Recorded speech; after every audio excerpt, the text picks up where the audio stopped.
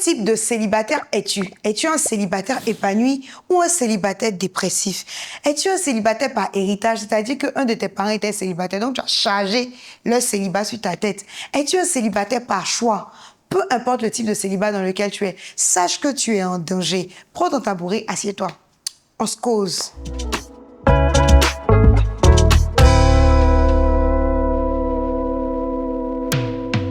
Bienvenue sur MCTV. L'émission, c'est Dans la tête d'une célibataire. L'émission où je vous explique comment j'ai fait 11 ans dans le célibat, mais surtout où je partage mes expériences et les leçons que j'ai apprises de tout ce temps-là. Aujourd'hui, je veux parler d'un sujet que je pense est important, les dangers du célibat.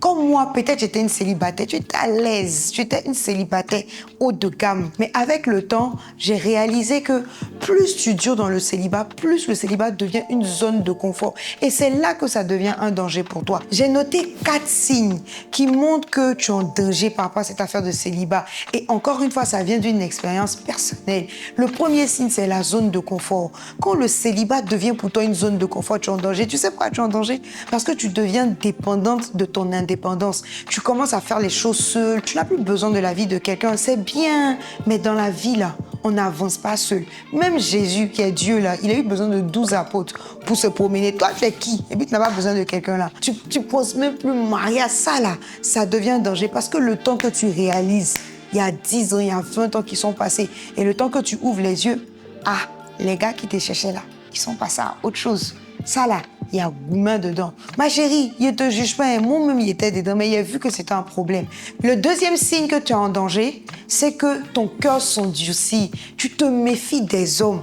Toi, dès qu'on parle en même temps, les hommes sont mauvais. Tous les hommes sont la même chose. Tu commences à te méfier des hommes. Tu as peur. Tu ne veux même plus entendre parler. L'amour te dégoûte.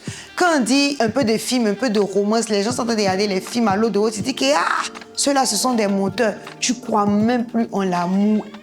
Et puis, c'est toi qui conseilles. Toi, tu conseilles tes amis parce que tu ne crois plus en l'amour. Tu empêches les autres de vivre leurs rêves. Hein? C'est toi qui sais dire aux gens que, ma chérie, ton gars, là, faut t'attendre. Il va te tromper. De toute façon, tous les hommes sont mauvais. Si tous les hommes sont mauvais, là, comment ça se fait qu'il y a des gens qui sont encore mariés, ça fait 30 ans? Comment ça se fait qu'il y a des gens qui sont heureux encore dans leur mariage? Donc, ne prends pas ton cas pour généraliser. N'est-ce pas? Donc, c'est pas parce que ça n'a pas marché une fois, 2 fois, 3 fois, 4 fois que ça veut dire que 5e fois, ça va pas marcher. Crois en l'amour, ma chérie, crois en l'amour. Tu fuis les hommes. Dès que tu entends parler d'eux, c'est-à-dire dès que quelqu'un vient te saluer en même temps, tu t'en vas. Et je dis que c'était mon cas. Moi-même, là, à l'église, là, quand un gars me dit bonjour, mais quand il va rentrer dans mon téléphone, il me dit shalom. Shalom comment, mon frère? Shalom comment, mon frère? Je veux pas de ton shalom. Garde ton shalom. Dès que je vois que je te plains un peu net, là, il répond plus à tes messages, je fuis. Et tout ça, ce sont des signes qui montrent que tu es en danger parce que tu as commencé à te méfier, tu ne crois plus en l'amour. Troisième signe qui montre que tu es en danger, les tentations sexuelles. Tu vois, à la partie où tu restes célibataire jusqu'à... Et puis, à un moment, ton corps commence à te parler parce que ton corps a des pulsions. Maintenant, toi, tu dis que non, toi, tu es l'apôtre Paul, que toi, tu ne veux pas te marier. On dit que celui qui brûle se marie. Maintenant, toi, tu es qui pour dire ça? On n'est pas beaucoup, il n'y a pas beaucoup de Paul Abidjan, sinon, pardon, ma chérie. Une fois que tu arrives à cette saison de ta vie, là, ça devient délicat parce que tu deviens tellement vulnérable. Là, ton corps t'envoie des pulsions.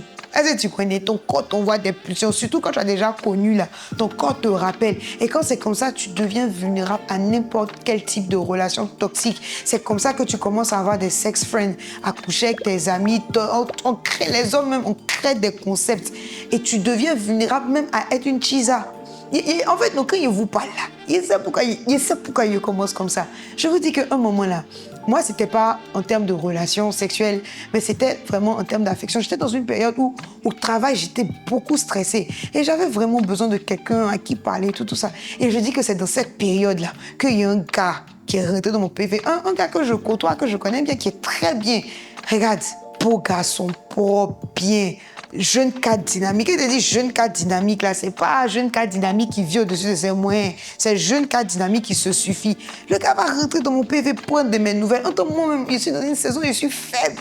Tu vois, donc, commence à causer, le gars, il est là pour moi. Que non, mais attends, si tu vas pas bien, je vais venir te chercher, on va partir manger. Quand le gars est marié, toi, t'es marié, tu vas venir, je vais partir manger comment? On se dit quoi? Toi, tu manges pas ta femme. Il dit que quand tu vois, il a vu le tout venir. Vous avez dit que, C'est comme ça, tu as commencé, tu as expliqué tes problèmes au gars, tu as commencé à causer les gars. 2 dans 3 mouvements, tu es dans le lit du gars. J'ai vu le truc là, j'ai pris ma route, chouette. Mais il y a d'autres personnes pour qui l'histoire est différente parce que, bon, vers la fin, tu finis par te rapprocher du gars, finalement, tu finis à être dans une relation et tu te retrouves à être chisa de quelqu'un, tu vois. Donc, le célibat te rend vulnérable à ce genre de relation toxique. 4e point, je pense que c'est l'un des points les plus importants même. Tu idéalises l'homme parfait. C'est-à-dire que tellement tu as été blessé, tu te dis que, et c'était mon cas, hein, je me dis que moi là, j'attends mon gars, mon homme, mon mari, quand il va venir là, il sait que c'est lui. Et je veux quelqu'un qui est comme si, je veux quelqu'un. Non, en fait, dans ta tête là, tu fabriques un gars qui n'existe pas et qui ne va jamais venir parce qu'il n'existe pas. Et parce qu'en fait, en vrai, plus tu es célibataire, plus tu te dis, écoute, je vais attendre le bon. Et donc, tu commences à définir le bon dans ta tête, la personne parfaite. Mais la vérité, c'est qu'il n'y a pas d'homme parfait. Comme Pasteur Mohamed le disait, Dieu ne te donne pas un prêt-à-porter. Il te donne un tissu et ton aiguille. Toi-même, tu couds. Pour dire quoi? Pour dire que l'homme parfait n'existe pas. C'est le fait qui aiguise le fait. Tu commences petit et tu grandis. Tu commences avec quelqu'un petit. Donc, sûrement que tu es célibataire aujourd'hui parce que tu attends que, OK, toi, tu veux un gars qui est X, Y, Z. Actuellement, là, toi, ton gars n'est pas arrivé à X, Y, Z. Il est A, B, C, D. Mais il faut avoir la vision. Il faut avoir la vision pour savoir que l'homme qui est A, B, C, D, là, demain, il sera X, Y, Z que tu veux. Je me rappelle, je vous explique, j'avais vécu une scène qui m'avait émerveillée. Et donc, c'est mes parents spirituels que je salue de tout mon cœur, les parents. Je vous aime. Et donc, la femme, elle est dans le domaine de l'audiovisuel. Et le mari, il est financier. Donc, on était sur un tournage. Et en fait, le mari qui est financier, là, c'est lui qui est venu faire le travail des enfants. Parce que la scène qu'on est dans de faire, là, c'est lui-même qui a réalisé. Et moi, j'étais waouh! Je me dis, mais ils sont une seule chair. Au point que le mari prend le travail de sa femme. Ça, c'est quel niveau de une seule chair? J'étais émerveillée. Et je lui partageais comme ça mon émerveillement.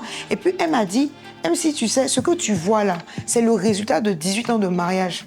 Donc, c'est pas une affaire de non, comme on s'est mariés, en même temps, il fait ce que je fais, ou bien il m'aime tellement bien, il aime tellement ce que je fais, que lui aussi, il apprend à faire ça. Non, c'est le fruit de 18 ans de mariage. Donc, ne prends pas le fruit de 18 ans de mariage pour te dire que dès que tu vas trouver ta personne, ça sera comme ça.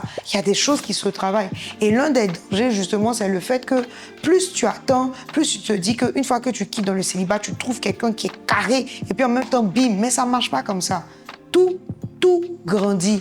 Tout fruit que tu plantes là, toute graine que tu plantes pousse et grandit avant de porter du fruit. Donc, n'idéalise pas l'homme en te disant que, OK, comme je suis célibataire, j'attends la perfection. Et moi, j'ai fait ça, j'ai fait ça.